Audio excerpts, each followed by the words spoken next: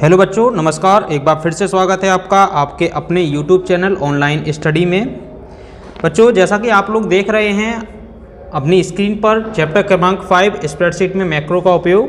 तो इससे पहले वीडियो में मैंने आप लोगों को प्रश्न क्रमांक 1 एवं प्रश्न क्रमांक 4 का उत्तर छोड़ दिया था, और इस वीडियो में मैं आप लोगों को चैप्टर क्रमांक 5 का प्रश्न क्रमांक 1 का उत्तर दे रहा हूं, एवं साथ ही आप लोगों को यहां पर चैप्टर क्रमांक 6 के सही गलत एवं रिक्त स्थान और साथ ही MCQs के बारे में बताने वाला हूं। तो यदि आप लोगों ने अभी तक चैनल को सब्सक्राइब नहीं किया है तो चैनल को सब्सक्राइब करें, वीडियो को लाइक करना ना भूलें, किसी भी प्रकार की समस्या होने पर कमेंट करें एवं वीडियो को शेयर जरूर करें। तो चलिए बच्चों, देख लेते हैं प्रश्न पहला क्या था। तो आप लोग अपनी स्क्रीन पर देख सकते हैं। सबसे पहला प्रश्न था, मैक्रो क्या है? किसी भी दो वास्तविक जीवन स्थितियों को सूचीबद्ध करें जहां उनका उपयोग किया जाता है। तो इसका उत्तर आप लोग देख सकते हैं। यदि आपके पास लिब्रे ऑफिस कैल्क में कार्य है जो कि आप बार बार करते हैं, तो आप उन कार्यों को स्वचालित करने के लिए एक मैक्रो रिकॉर्ड कर सकते हैं। मैक्रो एक क्रिया या क्रियाओं का एक सेट होता है जिसे आप जितनी बार चाहें उतनी बार रन करा सकते हैं। आप बना भी सकते हैं और फिर एक मैक्रो चला सकते हैं जो आपके द्वारा चुनी गई सेल्स में उन स्वरूप जिसमें आपने मैक्रो को बनाया है परिवर्तनों को तुरंत ही लागू कर देता है। इसमें यदि हम देखें कि हमारे वास्तविक जीवन में यह कहाँ पर महत्वपूर्ण है, तो सबसे पहला इसमें वर्कबुक टास्क है।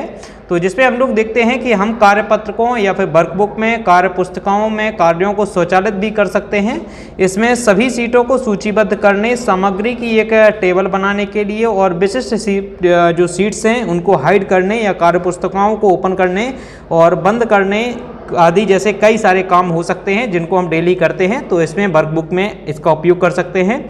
दूसरा, हम पाइवट टेबल यदि हम बनाते हैं और यदि जब हम जॉब में आ जाते हैं तो हमें पाइवट टेबल, पाइवट चार्ट बनाने की आवश्यकता होती है, तो वहाँ इसका उपयोग हर रोज़ किया जा सकता है। तो पाइवट टेबल एक्सेल में एक अद्भुत उपकरण है।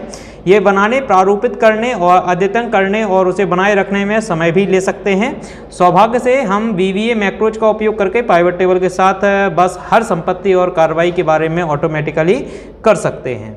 बात करें इंग्लिश में इस क्वेश्चन का उत्तर किस प्रकार से लिखा जाएगा, तो आप लोग इसका उत्तर इंग्लिश में भी देख सकते हैं। If you have task in Libre office Calc that you do repeatedly, you can record a macro to automate those tasks. A macro is an action or a set of action that you can run as many times as you want.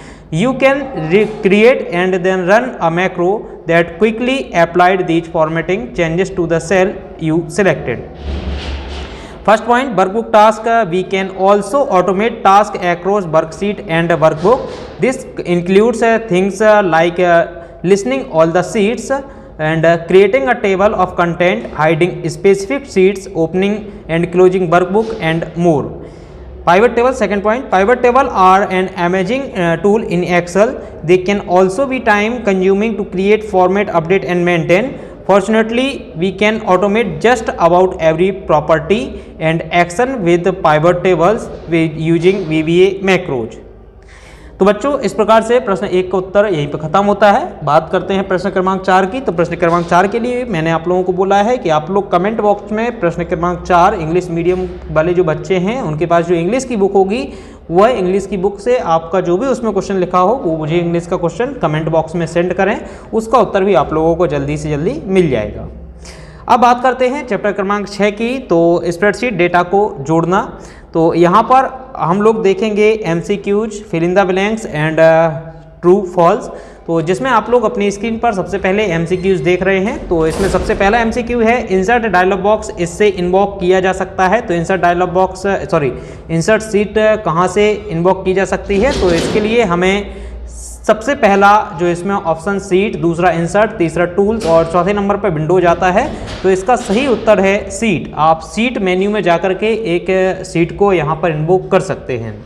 Second MCQ यहाँ पर दिया गया है, my seat नामक seat से cell G5 को संदर्भित करता है। तो आपको यहाँ पर बताना है कि यदि कोई सीट जिसको माई सीट के नाम से सेव किया गया है और उसमें से हम G5 को लेकर के किसी दूसरी सीट में ला रहे हैं तो उसका एड्रेस किस प्रकार से होगा, तो आप लोगों को इसमें से एड्रेस बताना है। तो बच्चों इसके लिए आप लोगों को थोड़ा सा पढ़ना पड़ेगा और वहाँ पर आप लोग देखेंगे जब किसी दूसरी सीट से हम किसी अन्य सीट में किसी सेल को एड्रेस को लाते हैं तो वह एड्रेस आपका सबसे पहले आपको डॉलर का साइन, देन इसके बाद आप ये इन्वर्टेड कॉमा देखेंगे और माई सीट और इसके बाद डॉट लगा के G5। तो इसका सही उत्तर होगा C क्रमांक का ये सही उत्तर है। इसके बाद बात करें क्वेश्चन नंबर 3 की, तो आता है किसी फाइल के पथ में खाली स्थान फॉरवर्ड स्लैश होते हैं। हमें यहाँ बताना है कि यदि कोई फाइल है तो उसके एड्रेस में कुल कितने फॉरवर्ड स्लैश होते हैं। तो बच्चों आप लोगों को यहाँ पर जो विकल्प दिए गए हैं वो 4, 3, 2 और 1। तो इसका सही उत्तर होगा 3। किसी भी फाइल के जो पथ होता है उसमें 3 फॉरवर्ड स्लैश होते हैं। बात करें चौथे फिर आपके MCQ की, तो आता है लिब्रे ऑफिस कैल्क में मौजूदा स्प्रेडशीट में विभिन्न सीट में जंप करने के लिए निम्न में से किस सुविधा का उपयोग किया जाता है। तो पहला है मैक्रो, दूसरा हाइपरलिंक, तीसरा कनेक्ट और चौथा कॉपी। तो इसका सही उत्तर है जब हमें किसी एक सीट से दूसरी सीट में लिंक करना होता है तो इसके लिए हम हाइपरलिंक का उपयोग करते हैं। तो इसका सही उत्तर होगा बी क्रमांक हाइपरलिंक। इसके बाद बात करें रिक्त स्थानों की, तो आप लोग अपनी स्क्रीन पर रिक्त स्थान देख सकते हैं। एक रिलेटिव हाइपरलिंक लोकेशन को खालिस्तान लोकेशन के संबंध में स्टोर करता है। तो इसमें आप लोग भरेंगे करंट लोकेशन। दूसरा आता है वेब पेज से तालिकाओं को सम्मिलित करते समय खालिस्तान संपूर्ण HTML डॉक्यूमेंट का चयन करता है। तो इसके लिए हम HTML ऑल फंक्शन या बटन का उपयोग करते हैं। इस प्रकार से आप लोग लिखेंगे HTML, देन यहाँ पर नीचे की ओर अंडरस्कोर लगा के ऑल लिखेंगे। नेक्स्ट तीसरा आपका खाली स्थान आता है लिब्रे ऑफिस बेस का विस्तार यदि हम देखें तो .odb इसका एक्सटेंशन नेम होता है। चौथे नंबर पे आप लोग देख सकते हैं यहाँ पर वैसे आपको उत्तर दिया गया है सिंगल कोट, तो आप लोग इसके अंदर भरेंगे सिंगल कोट। और पाँचवें नंबर पे आता है खालिस्तान डायलॉग बॉक्स के फाइल विकल्प से दूसरी फाइल से सीट डालने की अनुमति मिलती है। तो इसमें आप लोग भरेंगे इंसर्ट सीट। यदि हम इंसर्ट सीट पर जाते हैं तो यह आपको सीट के अंदर मिल जाएगा। तो वहाँ से आप इंसर्ट सीट से किसी दूसरी फाइल को इसमें इंसर्ट कर सकते हैं। इसके बाद बात करें सही एवं गलत कथनों की, तो आप लोग अपनी स्क्रीन पर सही एवं गलत कथन देख सकते हैं। पहला कथन है एक सीट को केवल वर्तमान सीट के पहले जोड़ा जा सकता है, तो जो कि बिल्कुल गलत है। हम उसको कहीं पर भी जोड़ सकते हैं और बाय डिफॉल्ट यह सीट के बाद में जुड़ता है।